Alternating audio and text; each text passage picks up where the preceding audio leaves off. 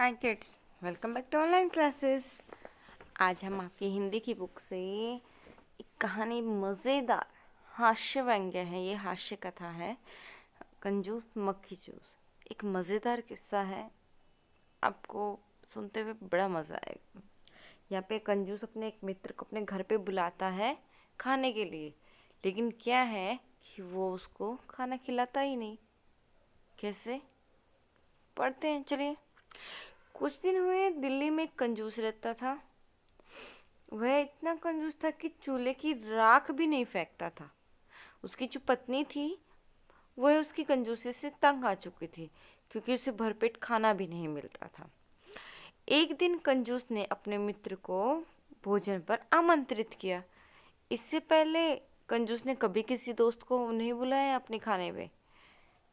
जैसे पड़ोसियों को पता चला कि कंजूस ने अपने दोस्त को बुलाया है, उनको विश्वास ही ना हुए। वो इधर उधर ऐसे ताक झाक करने लगे। फिर कंजूस का मिस्टर निश्चित समय पर घर पे पहुंच गया। लेकिन क्या था, अब वो तो कंजूस ठहरा, उसके घर में चूल्हा तक भी नहीं जला था। अब ये देखकर बेचारा मित्र परेशान। उसको समझ ही नहीं आएगा वो खिलाएगा क्या। भाई, जिसके घर में अभी तक चूल्हा नहीं जला वो भोजन पे बुला रखा है, क्या खिलाएगा मुझे। मित्र कुछ देर तक इधर उधर ताक झाक करता रहा, तो उसे निश्चित हो गया कि यहाँ खाने के लिए तो कुछ नहीं मिलेगा। वह हैरान होकर कंजूस की तरफ देखने लगा। अब कंजूस जो था वो थोड़ा समझदार था। वो उसे अपनी तरफ देखता हुआ वो समझ गया कि क्या है, और मुस्कुराया, बोला, मित्र, घर में कहाँ अच्छा भोजन बनता है, क्यों ना हम बाजार चल के भोजन करें। चलो बाजार चलो। अब मित्र ने सुना तो दोनों बाजार की चटपटी गरम और स्वादिष्ट चीज़ों को याद करके उसके मुंह में जो है पानी आ गया। वह कंजूस के साथ खुशी खुशी बाजार में चल पड़ा। चलते चलते वो एक हलवाई की दुकान पर पहुंचे। हलवाई की दुकान पर तरह तरह के स्वादिष्ट मज़ेदार स्वादिष्ट खाने की चीज़ें रखी हुई थी। एक और थाल में गरम गरम समोसे। मित्र भी समोसे के इशारा किया। कंजूस ने हलवाई से पूछा, भाई ये समोसे कैसे? हलवाई ने उत्तर दिया, मेरे समोसे खस्ता करारे और चटपटे हैं, बिल्कुल इन कचौड़ियों की तरह। कंजूस ने मित्र से कहा, मित्र, समोसे तो अच्छी कचौड़ियाँ हैं। मित्र ने हामी में सिर हिला दिया, हाँ भाई। अब कंजूस ने हलवाई से फिर पूछा, ये कचौड़ियाँ कैसी हैं भाई? हलवाई ने मूंछों को ताव देते हुए वो बिल्कुल ऐसे हो गए, हाँ बस तेरी बातें हो रही हैं कि मेरी कचौड़ियाँ खस्ता करारी और चटपटी है, बिल्कुल मेरी पूरियों की तरह गरम गरम। यह सुनकर कंजूस ने कहा, मित्र, मुझे तो कचौड़ियों से अच्छी पूरियाँ लगी। क्यों ना पूरियों में ही समोसे और कचौड़ियों का मज़ा लिया जाए, क्योंकि वो बार बार कह रहा है मेरी पूरियाँ मेरी कचौड़ियाँ पूरियों जैसी हैं।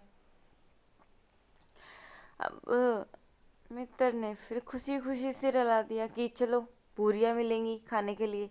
कंजूस ने फिर हलवाई से पूछा, अच्छा भाई, तुम्हारी पूरियाँ कैसी हैं? हलवाई ने दो तीन पूरियाँ कंजूस को दिखाते हुए कहा, मेरी पूरियाँ मक्खन के जैसे मुलायम नरम हैं, कितनी दे दूँ सेठ जी? कंजूस ने मुस्कुराते हुए कहा, भैया, हम तो बढ़िया चीज़ खाने वाले हैं।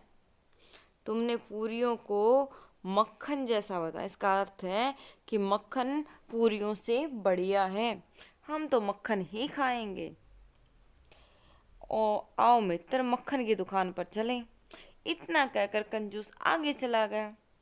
मित्र उसके पीछे पीछे चल पड़ा। दोनों मक्खन की दुकान पर पहुंचे। मक्खन कंजूस ने मक्खन वाले से पूछा, भाई तुम्हारा मक्खन कैसा? मक्खन वाला बोला, मेरा मक्खन बिल्कुल ताज़ा, बिल्कुल ताज़ा, देखो कैसा बर्फ की तरह चमक रहा है। कंजूस ने हंसकर कहा, भाई हम तो बढ़िया चीज़ के ग्राहक हैं, तुम बर्फ से मक्खन की तुलना कर रहे हो तो हम बर्फ ही खाएंगे। मित्र को क्रोध आया, बहुत गुस्से में था वो, बहुत गुस्से में, मगर क्या कह सकता था, कुछ नहीं। अब चुपचाप कंजूस के साथ चल पड़ा। कुछ देर जाकर कंजूस ने कहा, मित्र, आजकल सर्दियों का मौसम चल रहा है, बाजार में बर्फ कहाँ मिलेगी। मेरी पत्नी रोज रात को परात भरकर पानी ऊपर मकान की छत पर रख देती है। सुबह होने पर पानी बर्फ बन जाता है। चलो घर पर बनी बर्फ खाएंगे।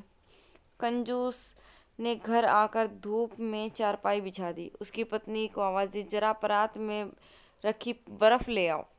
उसने अपनी पत्नी को बोला, कंजूस ने। अब पत्नी जो है पहले ही बर्फ खा चुकी थी।